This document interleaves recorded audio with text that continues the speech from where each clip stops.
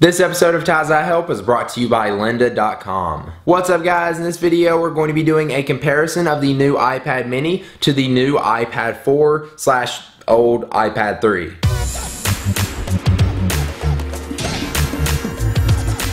So one of the first things you're going to notice with the iPad mini to the iPad 4 is obviously there is a size difference. The iPad 4 and the iPad 3 are both the same size, coming in at 9.5 inches by 7.13 inches, whereas the iPad mini measures 7.87 inches by 5.3 inches. And the iPad 4 is also thicker than the iPad mini, coming in at 9.4 millimeters compared to 7.2 millimeters on the iPad mini. And of course both devices have two completely different screens. On the iPad mini you're going to get a 7.9 inch display, whereas on the iPad 4 or iPad 3 you're going to get a 9.7 inch display. And remember that is measured diagonally. Of course the iPad 4 and 3 both have the Retina display, coming in at a resolution of 2048 by 1536 at 264 pixels per inch, whereas the iPad mini doesn't have a Retina display, but you're going to get a screen resolution of 1024 by 768 with 163 pixels per inch. I know a lot of people really wanted a Retina display in the iPad mini, but for me I don't really see it as a downfall, just because if you put the iPad mini up against the iPad 3 or the iPad 4 you are going to notice a difference in the screens if you look at them right beside each other,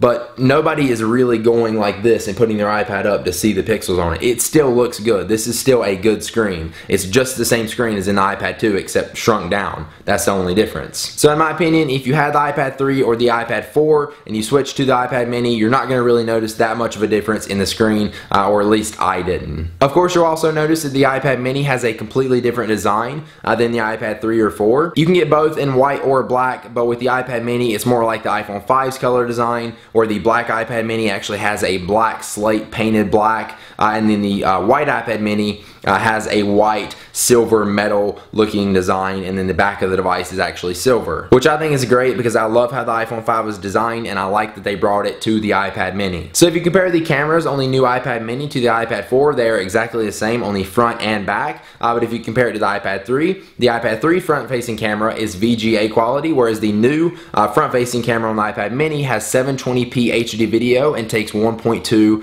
megapixel picture, so it's obviously a lot better quality, going from standard definition to 720p HD video. Not as good as the back facing camera, but still looks really good. And of course the iPad mini and the iPad 4 both have the new lightning connector, where the iPad 3 doesn't. All the models have both LTE and Wi-Fi options, which vary in price. Of course the iPad mini LTE model is not out just yet, but it should be out within a few days in mid-November. Now let's talk about processors and speed. The iPad mini has the A5 processor, which is the same processor found in the iPad 2. Still really nice, still really fast, and does the job. The iPad 3 has the A6 chip, which is supposed to be 2 times faster than the A5 chip as far as CPU and graphics, and then the iPad 4 has the new A6X chip, which is supposed to be 2 times faster than the A6 chip as far as CPU and graphics. So basically if you compare the iPad mini with the A5 chip to the new iPad 4 with the A6X chip, it's supposed to be 4 times faster. I don't have the new iPad 4, so I can't do a speed comparison to the iPad mini, but I do have an iPad 3 and I've seen all the speed tests of the iPad 4 online,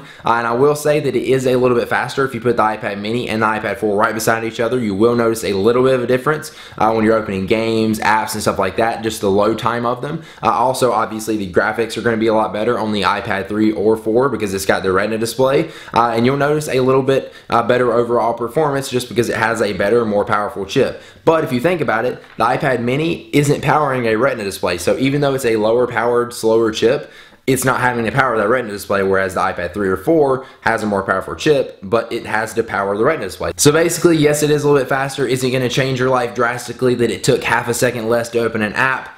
No. Now let's talk about pricing, because I think this is going to be the main factor in people's decision of whether they should get the iPad mini or the iPad 4. So the iPad mini starts out at $330 for the 16 gigabyte Wi-Fi model, whereas the iPad 4 for the 16 gigabyte Wi-Fi model starts out at $500. So the difference in price is $170, and if you think about it, you're paying that $170 to get a bigger screen and a device that's more bulkier, heavier, thicker, and it's also going to be just a tiny bit faster. You can still buy the iPad 3 online. I don't think Apple actually sells it, but they do still sell the iPad 2 at $399 if you did want to go with that. But before you pay that much for the iPad 2, I would say definitely go with the iPad mini over the iPad 2. So if I didn't do tech videos and buy pretty much every Apple product that comes out, if I had to choose between the iPad mini and the iPad 4, I would definitely go with the iPad mini. I love the size. It's thinner, lighter, and it basically just made the iPad 4 more portable. Not that it wasn't already, it's just the size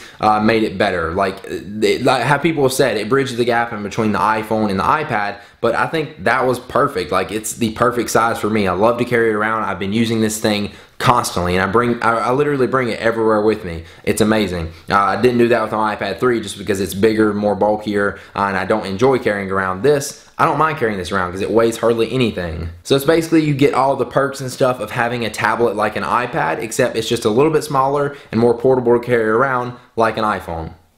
I love it. Now before we head out here, let's take one last look at our sponsor for this video. You can learn it at lynda.com, an online learning company with over 77,000 video tutorials that teach software, creative, and business skills. Memberships start at $25 per month and provides unlimited 24/7 access to top quality video courses taught by expert instructors with real world experience. Learn anytime, anywhere, at any place. They've got bite-sized to comprehensive courses in web design, programming, photography, business, audio and video, 3D animation, and plenty more. With new courses added every week, the training library keeps pace with today's fast-changing technical and software skills. You can save and prioritize your courses in your queue, so that way you can watch them whenever you want, and you can also track the progress of each. And you can even learn on the go with their optimized mobile site or their iPhone and iPad app. So if you want to check out lynda.com and give it a try, you'll get your first 7 days free if you go to lynda.com/TiesIHelp. Alright, hopefully you guys enjoyed this and it helps you make your decision of whether you should get the iPad 3, 4, or iPad mini. If it did, please be sure to click the like button down below if it helped you out in any way. I really appreciate it and it helps me out a lot. And also make sure you subscribe to my YouTube channel for more videos on the iPad mini, iPad 4, all the Apple devices, and all kinds of other tech stuff. Make sure you subscribe so you will be notified on your YouTube homepage when I post new videos, and I will see you guys in the next one.